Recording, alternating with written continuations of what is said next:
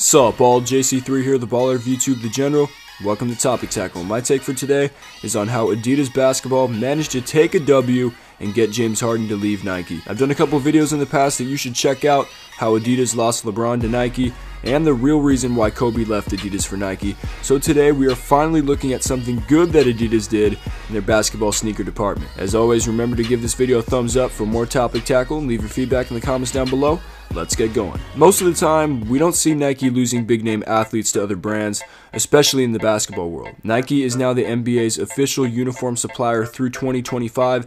Every jersey has the swoosh in the prominent upper right front corner, and every sock has the swoosh on top. Nike's basketball lineup prominently features KD, LeBron, Kyrie, and PG, which is stacked. But here's an interesting fact. If James Harden wins the MVP this year, which he's favored to do, 3 of the last 4 regular season MVPs will not have been Nike athletes. In a Nike-dominated league, where it was reported 3 years ago that 72% of players wore Nike or Jordan shoes, the 2 that got away must be a small but nagging thorn in their side. These 2 players are Steph Curry with Under Armour and James Harden, who is now making waves with the brand with the 3 stripes. Oh, this old Foot Locker commercial with Steph and James both sporting the swoosh. You know Nike certainly wishes that was still a reality to this day. But Harden signed a 13-year, $200 million deal with Adidas in the summer of 2015, one in which Nike did not match. Why didn't they? Well, Harden was entering his 7th season at the time, still without a signature shoe, and according to sportingnews.com, if it hadn't happened for Harden yet,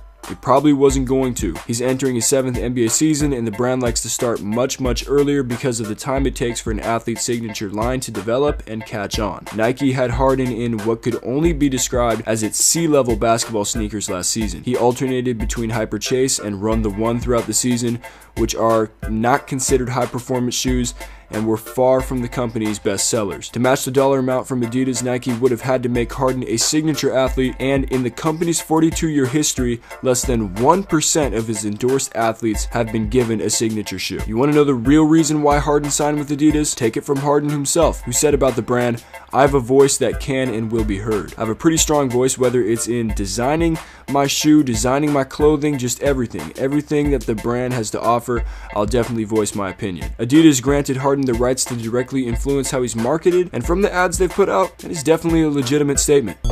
Come on, Harden. What if I was all defense, no offense? You want me to put my game in the box? Boring. The Harden Volume 1 was well received by the general public, and it featured premium materials like a Boost midsole, Prime Knit, and either leather or suede in the forefoot. Due to Harden's interest in fashion and sense of style, the Volume 1 are shoes that the public could wear to hoop in or wear out on the streets casually. Adidas introduced another iteration of the Volume 1 line called the Volume 1 Lifestyle this past summer. These featured a full Prime Knit upper with Boost cushioning. Lonzo Ball proved that you could also wear the Volume 1 LS to hoop in, as he sported them in a Summer League game. And over All-Star Weekend 2018 in LA, Adidas released the Harden Volume 2, a completely data-driven shoe. The outsole features pods of different sizes, which are actually pressure points that the company mapped of Harden's foot in their Futures lab in Portland. They added 15% more Boost cushioning to the Volume 2 for max comfort, integrated a customizable lacing system similar to that of the Dame 3 for personalized lockdown, and introduced a new technology called Forge Fiber in the forefoot, which are TPU threaded strands that assist in lockdown for lateral stability. Adidas really was the best place for Harden to end up at. Their popular original side of the business, they could create basketball shoes that could be worn for the court or the streets,